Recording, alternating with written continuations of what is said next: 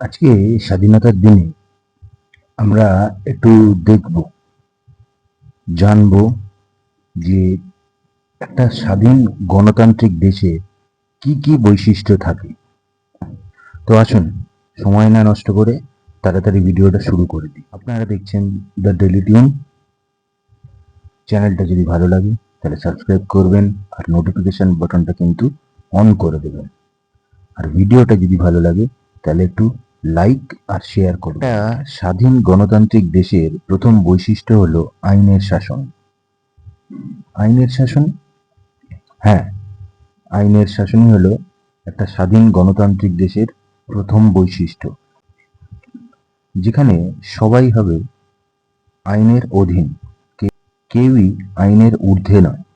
মানে দেশের রাষ্ট্রপতি থেকে আরম্ভ করে একটা সাধারণ মানুষ, যে হয়তো বেকার, যার হয়তো সমাজে মূল্য নেই, সেও আইনের ঊর্ধ্বে নয়। আবার দেশের রাষ্ট্রপতি থেকে আরম্ভ করে প্রধানমন্ত্রী, কেউই কিন্তু আইনের ঊর্ধ্বে থাকবেন না, এবং সবার জন্য সমান আইন প্রযোজ্য হবে। এটা হলো একটা স্বাধীন গণতান্ত্রিক দেশের প্রথম বৈশিষ্ট্য। দ্বিতীয় বৈশিষ্ট্য, মত প্রকাশের স্বাধীনতা। মত প্রকাশের স্বাধীনতা মানে আপনি, আমি, যে কেউ স্বাধীনভাবে নিজের মতামত প্রকাশ করতে পারবো। কিন্তু এখানে কয়েকটা জিনিস একটু জেনে নিতে হবে। স্বাধীনভাবে নিজের মত প্রকাশ মানে সেটা আইন মেনে, সংবিধান মেনে নিজের মত প্রকাশ করতে হবে। এমনটা নয় তার ভাষা, তার উদ্দেশ্য যেন দেশ বিরোধী না হয়, যেন দেশের প্রশাসন বিরোধী না হয়, যেন দেশের সংবিধান বিরোধী না হয়। এটা কিন্তু মাথায় রাখতেই হবে। তাই মত প্রকাশ মানে সেটা আইন মেনে নিজের মত প্রকাশের স্বাধীনতা দেওয়া হয় স্বাধীন এবং গণতান্ত্রিক দেশগুলোতে। তৃতীয় যে বৈশিষ্ট্য সেটা হচ্ছে ভোটাধিকার। যারা যোগ্য ব্যক্তি, তারা অবাধ এবং নিরপেক্ষভাবে যেন ভোট দিতে পারে। মানে আপনি যদি ভোটাধিকার অর্জন করেন কোনো স্বাধীন গণতান্ত্রিক দেশে, তাহলে প্রত্যেকটা ইলেকশনে, যেখানে আপনি বসবাস করেন সেখানে যদি কোনো নির্বাচন হয়, সেই নির্বাচনে আপনি ভোট দান করবেন, এবং সেটা হবে নিরপেক্ষ। আপনাকে কেউ যাতে প্রভাবিত করতে না পারে, আবার আপনাকে কেউ যেন কোনো জোর না করতে পারে। অর্থাৎ ভোট দান হবে সম্পূর্ণ নিরপেক্ষভাবে। চতুর্থ বৈশিষ্ট্য হলো বহুদলীয় রাজনীতি। মানে একটা স্বাধীন গণতান্ত্রিক দেশে কিন্তু অনেকগুলো রাজনৈতিক দল থাকবে, এবং সেই দলগুলোর মধ্যে কেউ না কেউ তো হবে শাসক দল, এবং বাকি সকলেই হবে প্রায় বিরোধী দল। আবার এরকম হতে পারে যে বিরোধী দলের সংখ্যা হয়তো অনেকটা বেশি থাকতে পারে, কিন্তু এই বিরোধী দলকেও যথাযথ তাদের সভা এবং কর্মকাণ্ড করার সুযোগ দিতে হবে। এমনটা নয় যে আমি শাসক, কেবল আমি সেখানে সভা বা রাজনৈতিক কর্মকাণ্ড করব, আর বিরোধী দল রাজনৈতিক কর্মকাণ্ড করতে পারবে না, তাদের কোনো অনুমতি দেওয়া হবে না। এটা কিন্তু একদমই নয়। সুতরাং একটা স্বাধীন এবং গণতান্ত্রিক দেশের চতুর্থ বৈশিষ্ট্য খুব গুরুত্বপূর্ণ, এবং সেখানে হচ্ছে মেন প্রায়োরিটি দেওয়া হলো বিরোধী দলগুলো। শাসক দলের সাথেও বিরোধী দলকে যেন শাসক দল সঠিকভাবে সভা সমিতি করার সুযোগ সুবিধাগুলো দেয়।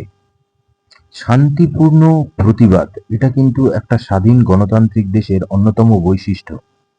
শান্তিপূর্ণ প্রতিবাদ কথাটার মানে হচ্ছে, আপনি যদি দেশের নাগরিক হন, আপনি সরকারের সমালোচনা করবেন, প্রতিবাদও করবেন, কিন্তু এখানে কয়েকটা বিষয় লক্ষণীয়। সেটা হচ্ছে যে আপনাকে আইন মেনে প্রতিবাদ করতে হবে, এবং প্রতিবাদ যেন হয় শান্তিপূর্ণ। সুতরাং শান্তিপূর্ণভাবে আপনাকে কিন্তু এখানে প্রতিবাদ চালিয়ে যেতে পারবেন একটা স্বাধীন গণতান্ত্রিক দেশ। এটা কিন্তু স্বাধীন গণতান্ত্রিক দেশের নাগরিকদের একটা অমূল্য অধিকার বলা যায়। সংখ্যালঘু এবং সংখ্যাগুরু, এই দুই সম্প্রদায়ের লোক কিন্তু একটা স্বাধীন গণতান্ত্রিক দেশে থাকে। সংখ্যালঘু মানে যে সম্প্রদায়ের নাগরিকের সংখ্যা কম, তাদেরকে কিন্তু নাগরিকদের সমস্ত অধিকার দিতে হবে। শুধু সংখ্যাগুরু যারা, তারাই ক্ষমতা বলে সব অধিকার পাবে না, সংখ্যালঘুরাও সমান অধিকার পাবে। একজন সংখ্যাগুরু যদি সমাজে 10 রকম সুবিধা পেয়ে থাকে, একটা সংখ্যালঘুও কিন্তু সমান অধিকার পাবে। এটা হলো স্বাধীন গণতান্ত্রিক দেশের অন্যতম বৈশিষ্ট্য। অর্থাৎ এখান থেকে পরিষ্কার বোঝা যাচ্ছে যে স্বাধীন গণতান্ত্রিক দেশে কিন্তু সংখ্যাগুরু সংখ্যালঘু সব সম্প্রদায় কিন্তু সমান অধিকার পাবে। স্বাধীন গণতান্ত্রিক দেশের অন্যতম আরেকটা বৈশিষ্ট্য হলো বিচার ব্যবস্থা। স্বাধীন বিচার ব্যবস্থা বলা যায়, মানে সেই দেশের বিচার ব্যবস্থার মধ্যে কোনো রাজনৈতিক প্রভাব বা অন্য কোনো অযাচিত প্রভাব থাকবে না। অর্থাৎ কোনো বিচার যখন চলবে, সেই বিচারের মধ্যে কোনো রকম রাজনৈতিক হস্তক্ষেপ বা কোনো পক্ষপাতিত্ব করা যাবে না। বিচার হবে নিউট্রাল, বিচার হবে আইন মেনে, বিচার হবে দোষীকে শাস্তি দেওয়ার। বিচারের মধ্যে কোনো রকম কোনো ক্ষমতাবান ব্যক্তি যেন প্রবেশ না করতে পারে। এই রকম বিচার ব্যবস্থাই হচ্ছে স্বাধীন গণতান্ত্রিক দেশের প্রধান বৈশিষ্ট্যগুলোর মধ্যে একটা। গণতান্ত্রিক দেশে অন্যতম প্রধান বৈশিষ্ট্য হলো সরকারের জবাবদিহি। মানে সরকার তার সারা বছরের কাজ জনগণের কাছে সেই নিয়ে জবাবদিহি করবে। সরকার যদি কখনো ব্যর্থ হয়, সেটা নিয়ে জনগণের কাছে জবাবদিহি করবে। কেন ব্যর্থ হয়েছে? ব্যর্থ হতেই পারে একটা সরকার, গণতান্ত্রিক দেশে একটা সরকার ব্যর্থ হতেই পারে, তবে তাকে জনগণের কাছে জবাবদিহি করতে হবে। শুধু জনগণ না, সংবিধানে প্রাতিষ্ঠানিক ব্যক্তিদের কাছে বা সংবিধানের প্রাতিষ্ঠানিক পদে যারা আসীন থাকবে, অর্থাৎ যারা সংবিধান পরিচালনা করবে, তাদের কাছেও কিন্তু সরকারকে জবাবদিহি করতে হবে। আর স্বাধীন গণতান্ত্রিক দেশের নাগরিকদের জন্য অন্যতম প্রধান বৈশিষ্ট্য হলো নাগরিকদের কর্তব্য। হ্যাঁ, এখানে নাগরিকদের কিছু কর্তব্য থাকে। সেটা হচ্ছে, প্রথম কর্তব্য হলো আইন মেনে চলা। প্রত্যেকটা নাগরিক, সে সংখ্যালঘু হোক, সংখ্যাগুরু হোক, সে ক্ষমতাবান ব্যক্তি হোক, সে অর্থবান ব্যক্তি হোক, সে গরিব ব্যক্তি হোক, প্রত্যেককেই কিন্তু আইন মেনে চলতে হবে। তাকে অন্যের অধিকারকে সম্মান জানাতে হবে। মানে আপনি সংখ্যাগুরু ব্যক্তি হতে পারেন বা অর্থনৈতিক দিক থেকে অনেক বিত্তবান হতে পারেন, তা বলে আপনি কোনো গরিবের অধিকারকে কিন্তু খর্ব করতে পারবেন না। তার অধিকারকে আপনাকেও সম্মান দিতে হবে। এবং সর্বোপরি সব নাগরিকের একটা কর্তব্য থাকবে, সেটা হলো যে দেশের জন্য তার দায়িত্ব কর্তব্য কোনোভাবে ভুলে গেলে চলবে না।